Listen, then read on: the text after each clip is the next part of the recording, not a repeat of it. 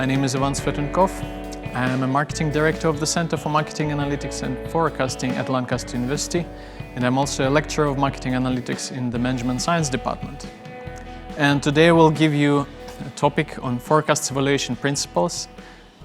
This is one of the videos of the series of videos prepared by the Center for Marketing Analytics and Forecasting. And we had previous videos already on forecasting principles, on judgment in forecasting, on time series decomposition, on simple forecasting methods. And now we're moving to the evaluation principles because that's something that we can now discuss. Today we will start with just the basic evaluation, and then we will have other videos on more detailed discussions of how to measure the accuracy and so on. So I want to present you this idea of a forecast evaluation diamond. That's how I called it. It's 4 questions that we want to ask ourselves when we want to evaluate a forecasting method that we use. The first one is why, the second is what, the third is how, and the fourth one is where. So why is more about why do we want to do that, what is what specifically we want to measure, where do we want to measure it, and how is, well, how to measure it. And all of these rotate around the decision you want to make.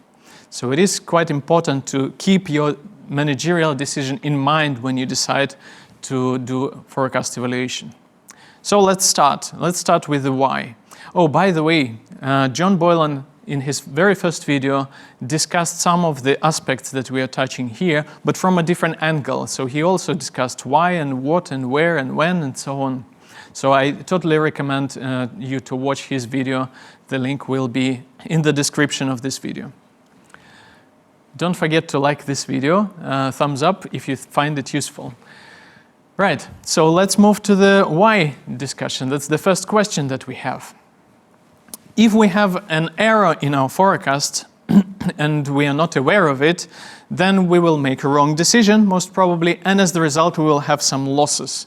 Losses can be financial, so we might stock too many products than we need, and we will have increased costs, or they can be reputational costs, we do not have enough, and so on.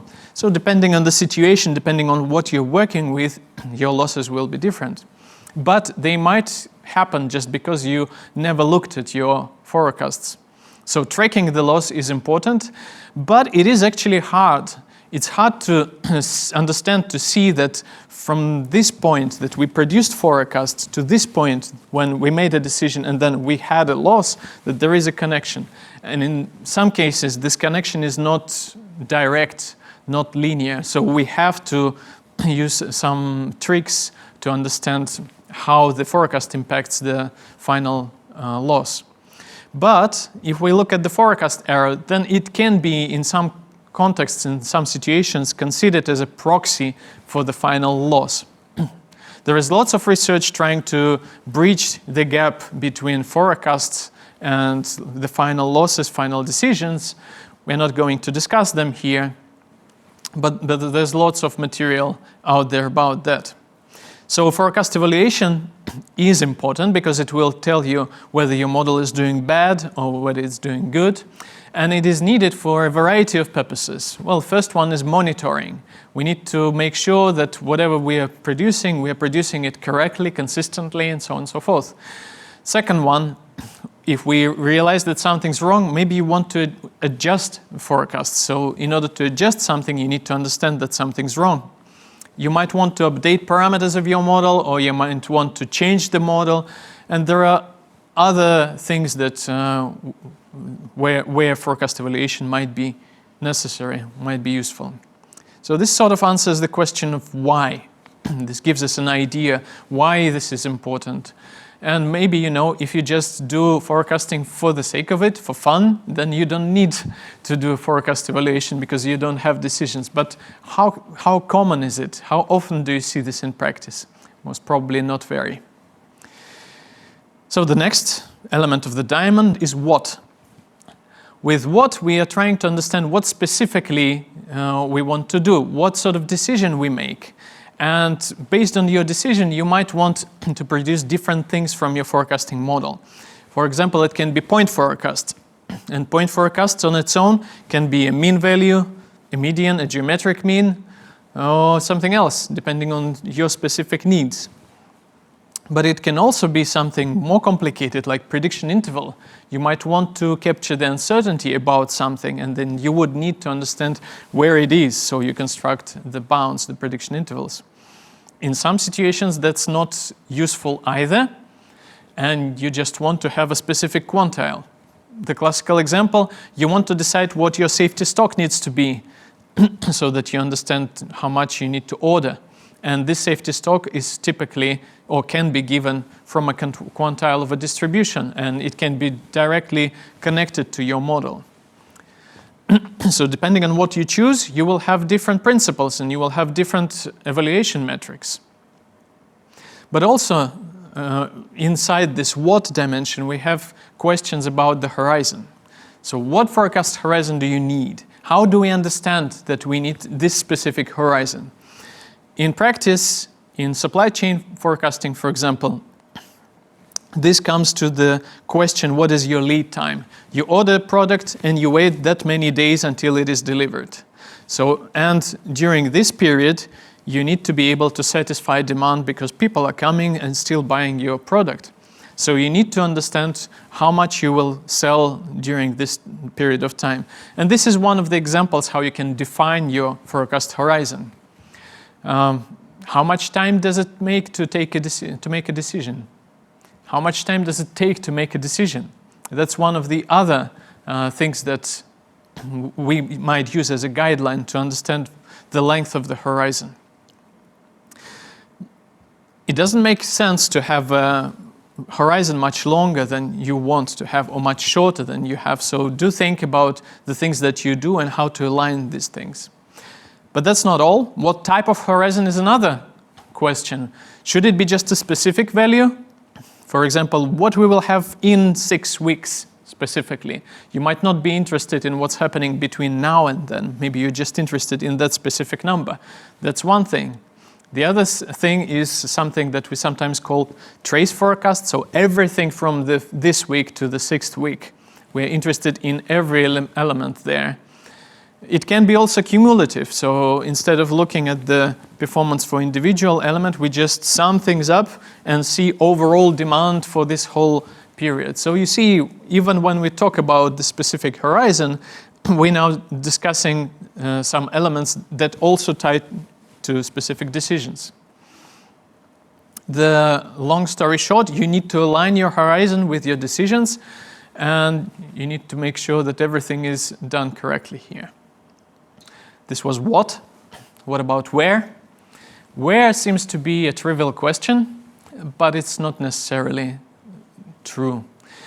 So what does it come to? For example, where in the hierarchy? Which level of product hierarchy you want to use for forecasting? Is it the stock keeping unit level, SKU? Is it product family? Is it all SKUs? So this is one dimension, right? It can be also the location. Is this just one store, or is it a distribution center, or is it a regional or national level? Depending on decisions, you might choose these levels of granularity. And also, another dimension is what is the data granularity you're interested in? Is it hourly? Is it daily, weekly, monthly, yearly?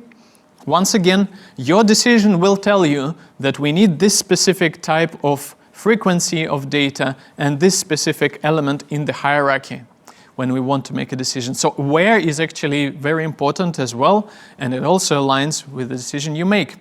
And here is an example. This is something that we've encountered when we worked with some companies, that they want, for example, to produce 1 year ahead forecast for a stock keeping unit in a supermarket on hourly level.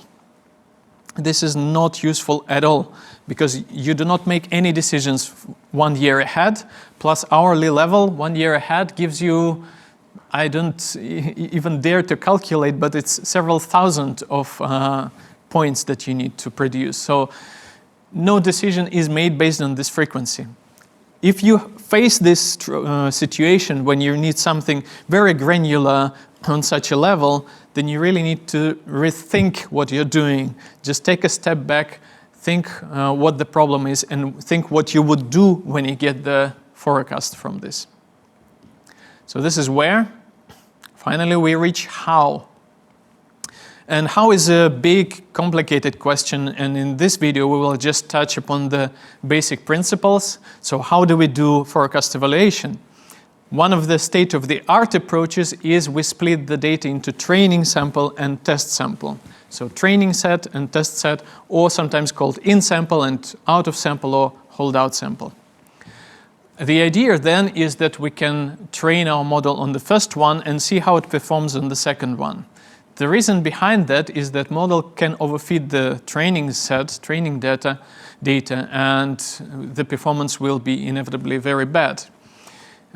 In general, models should not know about this test set because then it is a bit of a cheating and you're actually harming your own decisions, your own situation. Then there's lots of research showing that there is hardly any correlation between performance of the model on the training set and on the test set. So if your model does very good in the training set, it doesn't mean that it will produce very accurate forecasts. Here is an example of a plot. In this example, we have consciously overfitted the data for the training set. The black line is the actual values, the purple line is the fitted values from the model, the blue line is your forecast from this model. And I've calculated some error measures.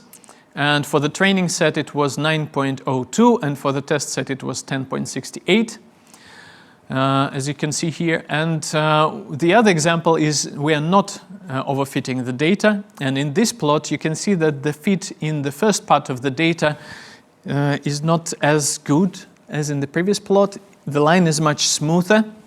As a result, the error in the training set is just 11.24. But when we come to the test set, we want to see how the model performs on the data it hasn't seen, then the error there is 9.35, which is lower. And this is an example of the classical situation when we overfit the data. We do not want to do that. And only when you split the data in two parts, you will be able to detect that something is wrong with the model, and you will be able to select the model that is better for your data. Now, how can we select the sizes of the training and the test set?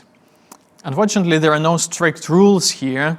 Sometimes you may see in the literature the 70-30 rule or 80-20 rule. Like you take the data, you split it to 80% and 20% and fit the model here, evaluate the model here, and so on. But there is no good reason why you would do that.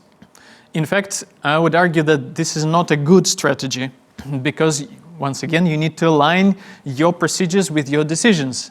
And your decisions come to the length of your forecast horizon. So this also tells you that your test set should probably align with the length of your forecast horizon. Is there a point in having fewer points, observations, than the forecast horizon length or more of them? If you make a decision based on demand for the next 4 years, and you do not know how the model performs in these 4 weeks, then you're losing the information. So this is an example when your forecast horizon is just 3 weeks ahead, for example. And when you have more than 4 weeks, then this is just a waste. This changes nothing. It doesn't help in understanding whether your model is doing better or worse, but you're actually losing a bit of information, and your train set becomes smaller. So here is an example. We have horizon of 5 when you just need 4 observations. This means that the last observation that we see here will be neglected and it is not needed and we can throw it away because no decision is made 5 weeks ahead. And the contrary example is when you have just 3 steps ahead forecast but you need 4, then you do not know how your model performs in the last one. So this means that you really need to align your test set size with the forecast horizon. Now that we've done that, we can move to the discussion of the idea of fixed origin and so-called rolling origin. What you see on this slide is the general representation of the fixed origin scheme. The idea is, as we discussed, you have in-sample and you have out-of-sample, so the holdout, and you just produce forecasts from this specific origin for several steps ahead. And all is great here, but there are some limitations because if you are unlucky, you might have some outliers or some structure that your model is not aware of, and your model will perform poorly from this specific origin. But it doesn't mean that your model is always bad. Maybe if you actually had a different sample or more observations, you would see that it's doing actually good as soon as you get rid of those weird effects. And furthermore, this does not really align with what we see in practice. Because in practice, demand planners produce forecasts for some period, then use these forecasts, and next week they sit again and produce another forecast for the same period. So this scheme, when you do these forecasts every week, aligns very well with rolling origin. With rolling origin, you produce several steps ahead, let's say 5 as in this example.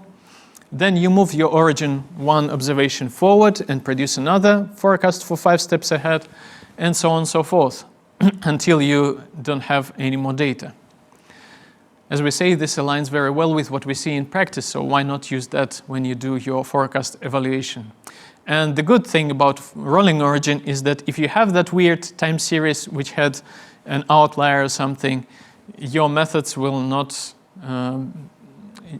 react to it too much as they would in case of the fixed origin.